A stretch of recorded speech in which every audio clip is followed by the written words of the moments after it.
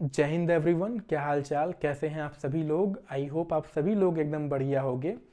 मेरा नाम है आदित्य और स्वागत करता हूं आप सभी का हमारे यूट्यूब चैनल स्टडी विथ एके में। आज की क्लास के अंदर मैं आप लोगों को फॉल्टिंग, उनके टाइप्स और उनके पार्ट्स के बारे में पढ़ाने वाला हूं। और जितने भी हमारे नए व्यूवर्स इस वीडियो लेक्चर को देख रहे हैं उनको मैं बता दूं कि हमारी एक पूरी कंप्लीट सीरीज चल रही है जिसके अंदर मैं आप लोगों को फिजिकल ज्योग्राफी की बुक जो कि सविंद्र सिंह सर द्वारा लिखी गई है उसको चैप्टर वाइज पढ़ाने का प्रयास करूंगा और आप लोगों को इस तरह से पढ़ाऊंगा कि जब आप बुक पढ़ने जाएं तो बुक आपको आसानी से समझ में आ जाए। यहाँ पे मैं बुक पढ़ने की बात इसलिए कह रहा हूँ क्योंकि जब तक आप बुक को एक बार खुद से पढ़ने का प्रयास नहीं करते हैं, उसके अंदर जो टॉपिक्स दिए रहते हैं उसको खुद से समझने का प्रयास नहीं करते हैं, तो टॉपिक्स जो हैं आपको आसानी से या कह सकते हैं समझ में नहीं आती। चाहे आप किसी भी यूट्यूब से वीडियो लेक्चर्स देख लें या किसी भी टीचर से पढ़ने का प्रयास कर लें। इसी पे क्या खूब कहा है किसी ने कि किताबें हमारी ज़िंदगी का वो अस्त्र होती हैं जो किसी को घाव दिए बिना हमें ज़िंदगी में सफल होने में सहायता प्राप्त कराती हैं, कहते हैं प्राप्त करती हैं। तो इसी के साथ शुरू करते हैं अपने क्लास को बिना किसी और देरी के।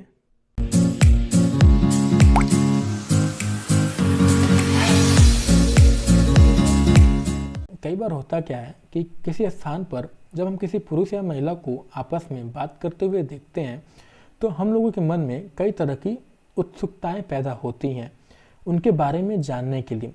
तो हम करते क्या है, नॉर्मली उनके बीच का कनेक्शन पता करने का प्रयास करते हैं। तो उसी तरह से हमारे जो फॉल्टिंग टॉपिक है और हमारा जो चैप्टर है अर्थ मूवमेंट, सबसे पहले हमें इस टॉपिक को समझने के लिए इनके बीच का कनेक्शन पता करना होगा, इनके बीच का कनेक्शन समझना होगा। तो एक बार मैं आपको ये समझा देता हूँ जिससे हमें इस टॉपिक को समझने में आसानी होगी और हमारे प्रीवियस क्लास का थोड़ा सा रिवीजन भी हो जाएगा। तो बेसिकली इस चैप्टर के अंदर हम लोग ऐसे फोर्सेस के बारे में पढ़ते हैं जो कि हमारे अर्थ के क्रस्ट को प्रभाव डालती हैं, अफेक्ट करती हैं। तो वैज्ञानिक लोगों ने इन्हीं फोर्सेज को बेसिकली दो भाग में रखा। पहला हो गया आपका एंडोजेनेटिक फोर्स और दूसरा हमारा हो गया एक्सोजेनेटिक फोर्स। एंडोजेनेटिक फोर्सेज यानी ऐसी फोर्सेज जो कि हमारे अर्थ के अंदर से आती हैं और हमारे अर्थ के क्रस्ट को इफेक्ट डालती हैं, और वहीं एक्सोजेनेटिक फोर्स यानी अर्थ से सरफेस जो है उसके ऊपर से आने वाली फोर्स जो कि हमारे अर्थ के क्रस्ट को प्रभाव डालती हैं। ठीक है, तो अगर मैं बात करूँ आपकी एंडोजेनेटिक फोर्स की तो इसको बेसिकली दो भाग में रखा गया। पहला हो गया आपका डायस्ट्रॉपिक फोर्स और दूसरा हो गया हमारा सडन फोर्सेज। सडन फोर्सेज यानी ऐसी फोर्सेज जो बहुत ही तेज़ी से एक्ट करती हैं और उनसे जो मूवमेंट होता है वो बहुत ही तेज़ी में होता है। और वहीं डायस्ट्रॉपिक फोर्स यानी ऐसी फोर्सेज जो कि बहुत ही धीरे धीरे क्या करती, एक्ट करती, और इनके कारण जो मूवमेंट जनरेट होता है वो भी बहुत ही धीरे धीरे होता है। सडन फोर्स का अगर मैं आपको एग्जांपल बताऊं तो इसका बेस्ट एग्जांपल हो जाता है हमारा अर्थक्वेक। और वहीं अगर डायस्ट्रॉपिक फोर्स का मैं एग्जांपल बताऊं तो आपने अगर प्लेट टेक्टोनिक थ्योरी पढ़ा होगा तो उसके अंदर देखा होगा या पढ़ा होगा कि जो प्लेट्स होती हैं हमारी वो साल भर में 2 से 5 सेंटीमीटर ही मूव करती हैं। तो उसके पीछे यहाँ से पता चल जाता है कि उसके पीछे जो फोर्स होगा वो बहुत ही धीरे काम कर रहा होगा। उन्हीं फोर्सेज बेसिकली डायस्ट्रॉपिक फोर्स कहते हैं। और अगर मैं डायस्ट्रॉपिक फोर्स को और गहराई में आपको बताऊँ तो इनको फिर दो पार्ट में डिवाइड किया जाता है आगे चल के। हो जाता, पहला हो जाता है आपका एपेरियोजेनेटिक फोर्स और दूसरा हो जाता है हमारा ओरोजेनेटिक फोर्स। एपेरियोजेनेटिक फोर्सेज मतलब ऐसी फोर्सेज जो कि हमारे अर्थ के क्रस्ट को वर्टिकल वे में प्रभाव डालती हैं। इनके कारण जो मूवमेंट जनरेट होता है वर्टिकल वे में जनरेट होता है।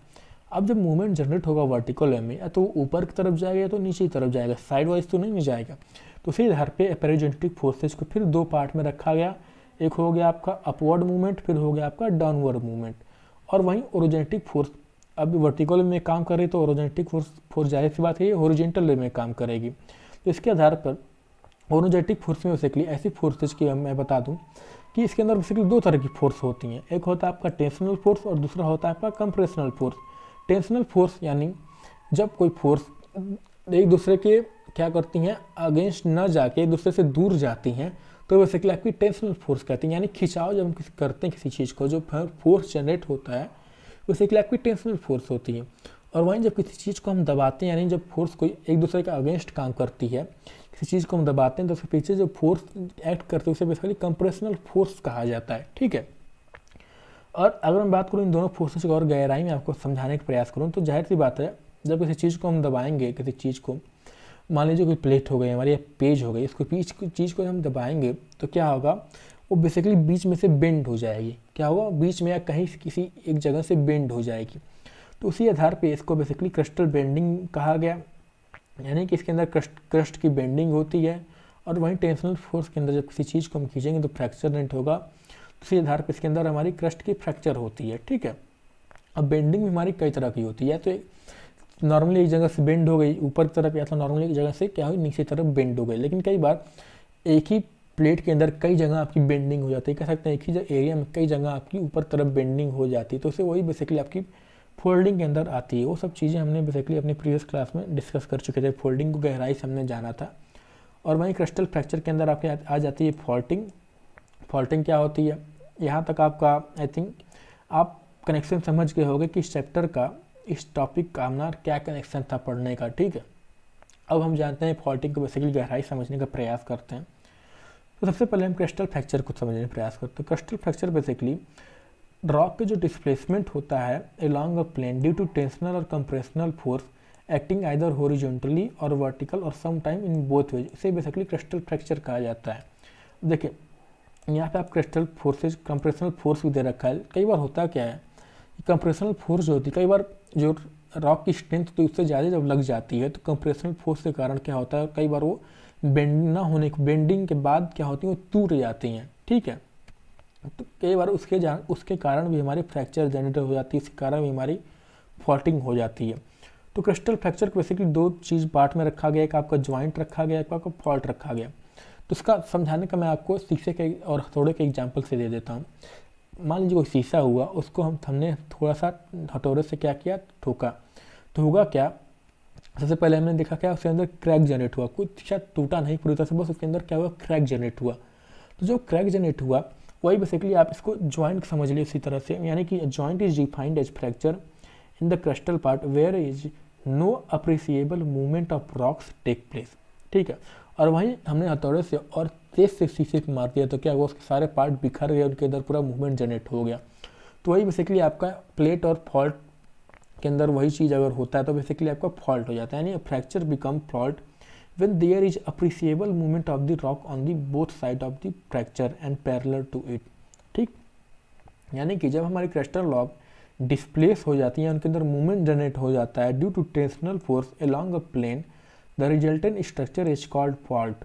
यहाँ प्लेन का हवाई जहाज वाली प्लेन की मैं बात नहीं कर रहा हूँ, जो हमने मैथ के अंदर प्लेन पढ़ा था 1 डायमेंशनल 2 डायमेंशनल, उस प्लेन की यहाँ पे बात हो रही है। ऑल राइट, उसके बाद जो मूवमेंट रिस्पॉन्सिबल होता है फॉल्ट के फॉर्मेशन के लिए, वो बेसिकली हमारी वर्टिकल वे में, हॉरिजॉन्टल वे में, कई बार किसी डायरेक्शन में काम कर जाती है। ठीक है, जरूरी नहीं है कि इसको हम ओरिजिनेटिक फोर्स के अंदर पढ़ रहे हैं तो ये सिर्फ हॉरिजॉन्टल वे में ही इसका काम करे। ठीक है, ये कई बार आपकी वर्टिकल वे भी काम कर जाती है। ठीक है, during the formation of fault जो वर्टिकल वे में डिस्प्लेसमेंट होती है वो, क्योंकि बहुत ही वो क्या होती है थोड़े सेवरल मीटर्स के लिए होती है, लेकिन जो हॉरिजॉन्टल वे में आपकी डिस्प्लेसमेंट होती है वो कई किलोमीटर तक भी हो सकती है, इसीलिए इसको ओरिजेंटिक फोर्सेज के अंदर रखा गया।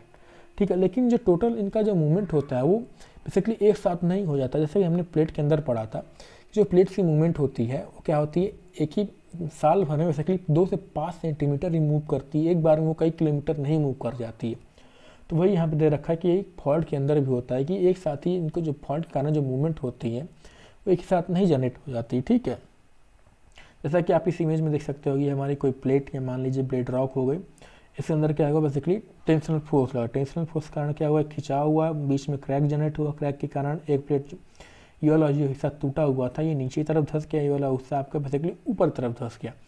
ठीक है, जैसा कि आप इस इमेज में अगर इसको गहराई से देखें तो होना क्या था इसको नॉर्मली से, कि जो हमारा स्ट्रक्चर आप यहाँ से जो जा रहा है ये स्ट्रक्चर बेसिकली आपकी यहाँ पे होनी चाहिए थी, पर जैसा कि आप इस इमेज में देख सकते हो कि ये स्ट्रक्चर यहाँ पे ना होकर बेसिकली हमारी इस वाले एरिया में है। तो क्या इसमें जाहिर सी बात है कि इसमें ज़रूर फॉल्टिंग जनरेट हुई होगी, और बेसिकली ये वाला जो एरिया हुआ होगा हमारी क्रैक जनरेट हुआ, माफ करें फॉल्टिंग नहीं जनरेट हुई होगी। फॉल्टिंग तो जो स्ट्रक्चर है उसे बोला जाता है। ठीक है, तो जो क्रैक जनरेट हुआ होगा उसके बाद इसमें जो मूवमेंट हुई होगी, जाहिर सी बात है ये नीचे की तरफ मूव हुआ, तभी ये बेसिकली ये वाला एरिया यहाँ पे होने की ना वजह से यहाँ पे आपका बना हुआ है। ठीक है, अब हम बात करते हैं बेसिकली फॉल्ट के पार्ट्स की। तो जिस डायरेक्शन में, जिस प्लेन के अलॉन्ग बेसिकली ये मूव करती है हमारी ये वाली, जैसे मैंने देख लिया सकते हैं आप, ये क्रैक जनरेट हुआ इसमें। ठीक है, ये पार्ट बेसिकली हमारा नीचे मूव किया, तो जिस प्लेन के अलॉन्ग ये मूव करती है बेसिकली, इसको 3D में आप इमेजिन करने लगे तो बेसिकली इसे बेसिकली हमारे क्या कहा जाता है, इसे फॉल्ट प्लेन कहा जाता है। ठीक है, इसे बेसिकली फॉल्ट प्लेन कहा जाता है, यानी कि the fault plane is that plane along which rock blocks are displaced by tensional and compressional force. ठीक, और फॉल्ट प्लेन में भी आपका वर्टिकल हो सकता है, इंक्लाइंड हो सकता है, ओरिजेंटल हो सकता है, या किसी फॉर्म में।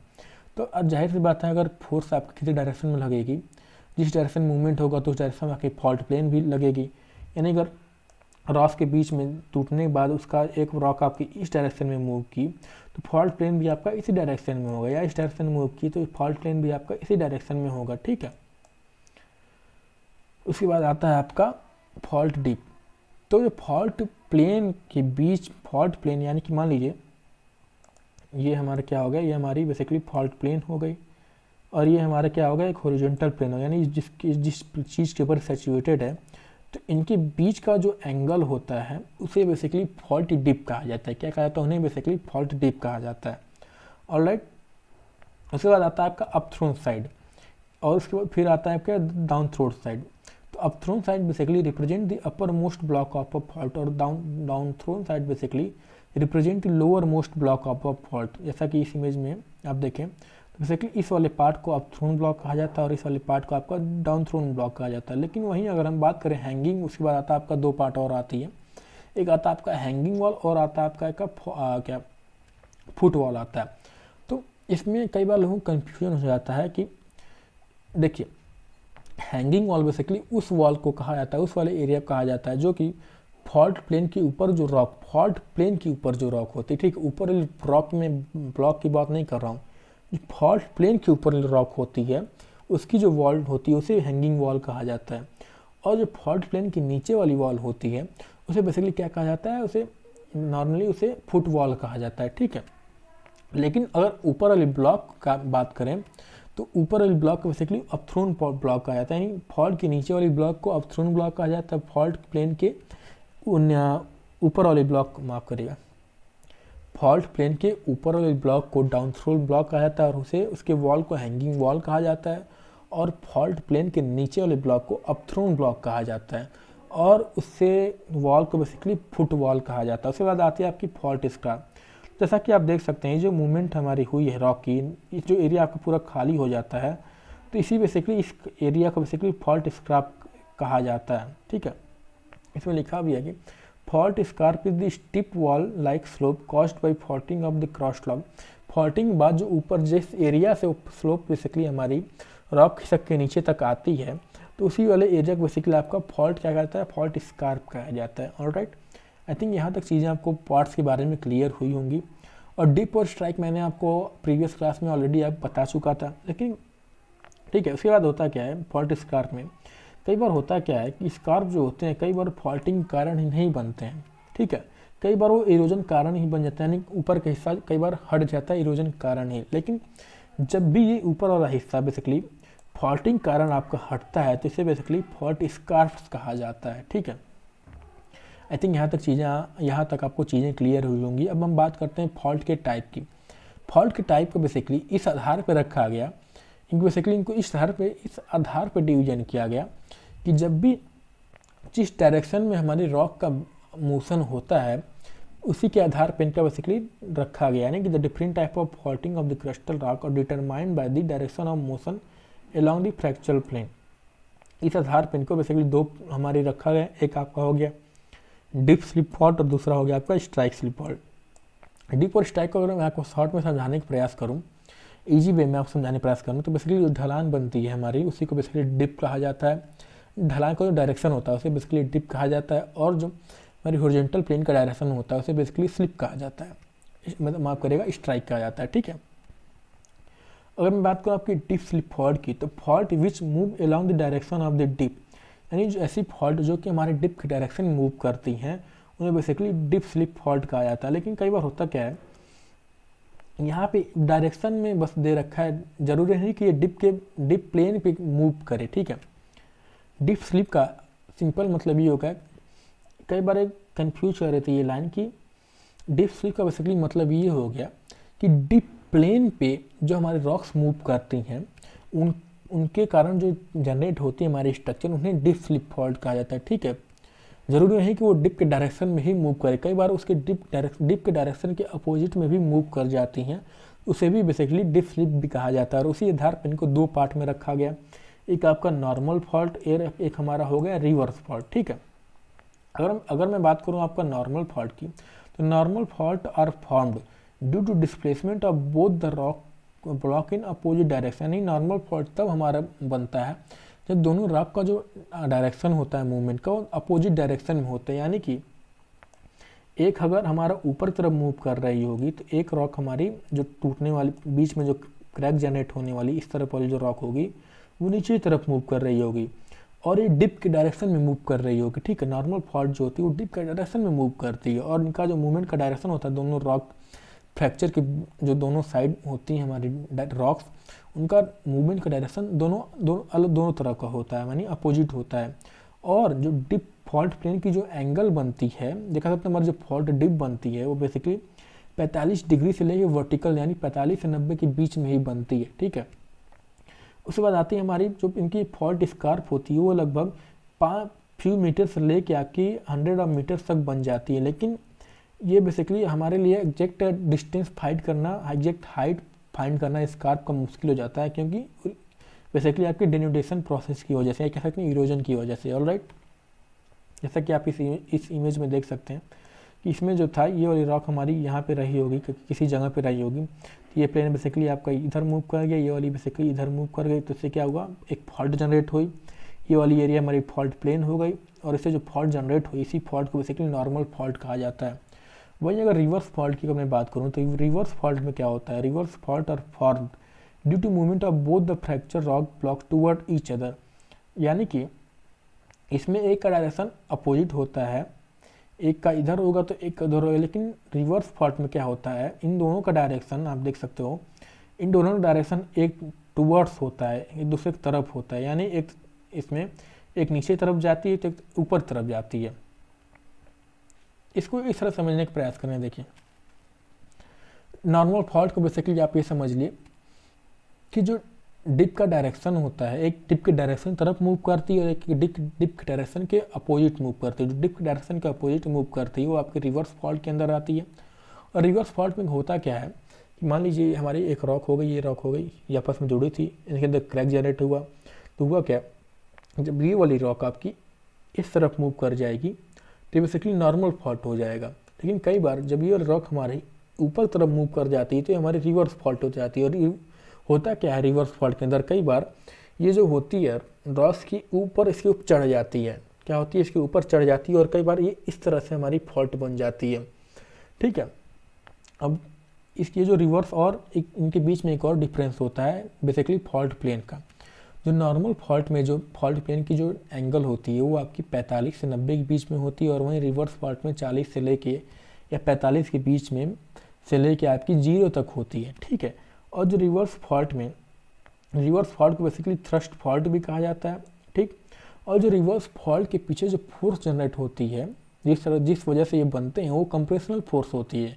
लेकिन नॉर्मल फॉल्ट बेसिकली आपकी टेंशनल फोर्स की वजह से बनती है।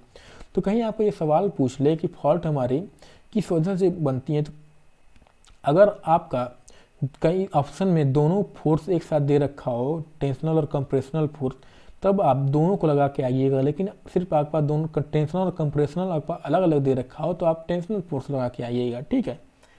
इससे कई बार कन्फ्यूजन पैदा हो जाती है लोगों को। और कंप्रेशनल फोर्स लगता है, इस वजह से इसे कंप्रेशनल फॉल्ट भी बेसिकली कहा जाता है। चल जाए भाई, हाँ। तो कई बार होता क्या है, जब कंप्रेसिव फोर्स हमारी एक्सीड कर जाती है, जैसे मैंने आपको बताया था, जो स्ट्रेंथ रॉक की स्ट्रेंथ थे, तो एक ब्लॉक जो होती फॉल्ट की क्या करती है, वो ओवरराइड कर जाती है दूसरे ब्लॉक को, और उसी को बेसिकली ओवर थ्रस्ट फॉल्ट कहा जाता है। उससे जो स्ट्रक्चर जनरेट होता है उसे ओवर थ्रस्ट फॉल्ट कहा जाता है, जिसमें जो फॉल्ट प्लेन होता है वो बेसिकली पूरा ऑलमोस्ट हॉरिजॉन्टल बन जाता है, ठीक। और इसमें जो फॉल्ट प्लेन में रिवर्स फॉल्ट में जो फॉल्ट प्लेन की आपकी एंगल होती है बेसिकली 40 से कह सकते हैं 45 से 0 डिग्री के बीच में होती है, ठीक। आई थिंक इन ये रिवर्स फॉल्ट भी आपको समझ में आया होगा, नॉर्मल फॉल्ट भी समझ में आया होगा, और इनके बीच के डिफरेंस भी आपको समझ में आई होंगी। अब हम बात करते हैं आपकी स्ट्राइक स्लिप फॉल्ट की। स्ट्राइक और इसका एक बार रिवर्स फॉल्ट का आप इस इमेज से भी देख सकते होंगे कि ये जो इस नॉर्मल स्ट्रक्चर इसकी रहनी चाहिए थी वो बेसिकली ये वाला एरिया आपका, ये वाला जो एरिया था, ये एरिया आपका यहाँ पे रहना चाहिए था, पर क्योंकि फॉल्टिंग कारण ये वाला एरिया जो है आपका ऊपर उठ गया। ऊपर उठा ऐसा मतलब क्या हुआ, इसमें डिप के अपोजिट डायरेक्शन में गई, यानी कि रिवर्स फॉल्ट यहाँ पर जनरेट हुई। लेकिन अगर यही वाला हिस्सा हमारा ऊपर ना उठ के नीचे तरफ जाता तो ये हमारी नॉर्मल फॉल्ट हो जाती, ठीक है। और जो हमारी रिवर्स फॉल्ट होती है वो बेसिकली ऐसे, जब बेसिकली इसको एग्जाम्पल भी यहाँ लिख रखा था, आई थिंक कहाँ था भाई, हाँ। दिस टाइप ऑफ फॉल्टिंग जो होती है बेसिकली कंप्रेशनल फोर्स वाली एरिया में कॉमन होती है, जहाँ पे बेसिकली ऐसे रीजन में जहाँ पे हमारी एक प्लेट जो होती है वो सबडक्ट कर जाती है दूसरे प्लेट के अंदर। अब सबडक्शन क्या होता है मैं आपको प्लेट टेक्टोनिक के अंदर ऑलरेडी पढ़ा चुका था, ठीक है।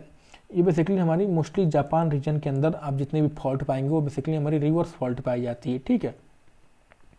आई थिंक यहाँ तक समझ में आया होगा। अब हम बात करते हैं आपकी स्ट्राइक स्लिप फॉल्ट की। स्ट्राइक स्लिप फॉल्ट जो बेसिकली होते हैं ये फॉर्म होते हैं जब हमारी रॉक ब्लॉक्स जो होती हैं वर्टिकली ना होके बेसिकली हमारी हॉरिजॉन्टल वे में क्या होती हैं डिस्प्लेस हो जाती हैं along the fault plane. Strike slip fault are also called, इन्हें रेंज फॉल्ट, टियर फॉल्ट या ट्रांसकरेंट फॉल्ट भी कहा जाता है। स्ट्राइक स्लिप फॉल्ट को बेसिकली दो पार्ट में रखा गया, दो टाइप में डिवाइड किया गया। एक आपका लेफ्ट लेटरल फॉल्ट और आपका हो गया right lateral fault. Left lateral fault basically these are called left lateral fault. इनको बेसिकली लेफ्ट लेटरल फॉल्ट इसलिए कहा जाता है क्योंकि जो डिस्प्लेसमेंट होता है रॉक ब्लॉक का वो बेसिकली लेफ्ट में बहुत फायर साइड चला जाता है, और वहीं इन्हें सिस्टर फॉल्ट भी कहा जाता है, और वहीं राइट लेटरल फॉल्ट को डेस्ट्रल फॉल्ट भी कहा जाता है। और इनका ये राइट साइड में जो क्रॉक्स होती है वो बहुत ज़्यादा मूव कर जाती है, जैसा कि आप इस इमेज में देख सकते हैं। ये ए वाली जो इमेज है बेसिकली हमें राइट फॉल्ट का एग्जांपल देती है, और ये लेफ्ट वाली बेसिकली बी वाली लेफ्ट फॉल्ट की। इसमें देख सकते हैं जो राइट वाली साइड है बहुत ही ज़्यादा आगे निकल गई, और वहीं बी वाले में लेफ्ट वाली ये वाली जो साइड है बेसिकली लेफ्ट साइड में ज़्यादा निकल गई, ठीक है। अब हम बात करते हैं स्टेप फॉल्ट की। तो जब एक when a series of fault occur in any area in such a way, कई बार एक ही एरिया में कई जगह फॉल्ट आपका क्रैक जनरेट हो जाए, और इस तरह से क्रैक जनरेट हो कि जो स्लोप्स उनका क्रैक का जनरेट हो, फॉल्ट प्लेन का बेसिकली जो स्लोप्स हो वो बेसिकली सब जो क्रैक जनरेट हो उनका सेम हो, ठीक है, और उनका जो डिप बने वो सेम डायरेक्शन में बने, तो उन्हें बेसिकली स्टेप फॉल्ट कहा जाता है। जैसा कि आप इस इमेज में देख सकते हैं कि ये बेसिकली हमारी क्या हुई, ये हमारी रॉक रही होगी, फिर क्रैक जनरेट हुआ, और उनसे फिर हमारी कई जगह फॉल्ट हुई। फॉल्ट का जो प्लेन आप देख सकते हो, उनके बीच में जो एंगल देख सकते हो वो बेसिकली क्या है सेम होती है, पर ये जाहिर सी बात है ये बहुत ही कम जगह पाई जाती है, ठीक है, कह सकते हैं बहुत ही कम जगह पाई जा सकती है। और क्या ही कहेंगे इसको। अब हमारी आती है आपकी ऑब्लिक स्लिप फॉल्ट। तो बेसिकली जब हमारी नॉर्मल या कह सकते हैं हमारी जो डिप स्लिप फॉल्ट और स्ट्राइक स्लिप फॉल्ट एक ही एरिया में हो जाती है, एक ही साथ हो जाती है, तो उन्हें बेसिकली ओब्लिक स्लिप फॉल्ट कहा जाता है, ठीक। तो बस फॉल्ट के लिए इतना ही था। आई थिंक ग्रेजुएशन लेवल के लिए इससे ज़्यादा बेसिकली ग्रेजुएशन लेवल का एग्ज़ाम पास करने के लिए इससे ज़्यादा नॉलेज की हमें ज़रूरत नहीं है, ठीक है। तो बस आज के लिए इतना ही। फॉल्ट के अंदर बुक के अंदर भी इतना ही आपका दे रखा था। तो मिलते हैं आपको अगले क्लास में एक नए टॉपिक के साथ। बेसिकली इसी चैप्टर से टॉपिक होगा। बेसिकली इसके अंदर हम बात करेंगे, एक बार मैं बता देता हूँ आपको। उसके अंदर बेसिकली हम रिफ्ट वैली जो हमारी बनती हैं, फॉल्टिंग कारण ही हमारी जो रिफ्ट वैली बनती हैं, कह सकते हैं रिफ्ट वैली जो हमारी बनती हैं उनके बारे में हम समझेंगे। उनके पीछे कुछ थ्योरी दे रखी हैं वो सब पढ़ेंगे। उसके बाद एक्सोजेनेटिक फोर्स के बारे में हम अगले क्लास पढ़ेंगे। लास्ट क्लास हमारे इस चैप्टर का लास्ट क्लास बेसिकली होने वाला है, लास्ट इस चैप्टर का नेक्स्ट वाला जो लेक्चर हमारा रहेगा, ठीक है। तो हमारे साथ बने रहिए। हमारे चैनल को अभी तक आपने अगर सब्सक्राइब नहीं किया तो सब्सक्राइब करना ना भूलें, लाइक करना ना भूलें, शेयर करना ना भूलें, और क्या बोलते हैं कमेंट करना ना भूलें। और एक और इम्पॉर्टेंट चीज़, हमें फीडबैक ज़रूर प्रोवाइड करें, जिससे हम जो है अपने चैनल को और इम्प्रूव कर सकें, अपने पढ़ाने के तरीके को और इम्प्रूव कर सकें। बाकी सब चीज़ें करना या ना करना, बस फीडबैक प्लीज़ ज़रूर प्रोवाइड कर दीजिएगा, ठीक है। हमें ऐसे फीडबैक, ऐसे कमेंट नहीं चाहिए जो हमारी वीडियो लेक्चर किसी बहुत ही वाही करें, बहुत ही तारीफ़ करें।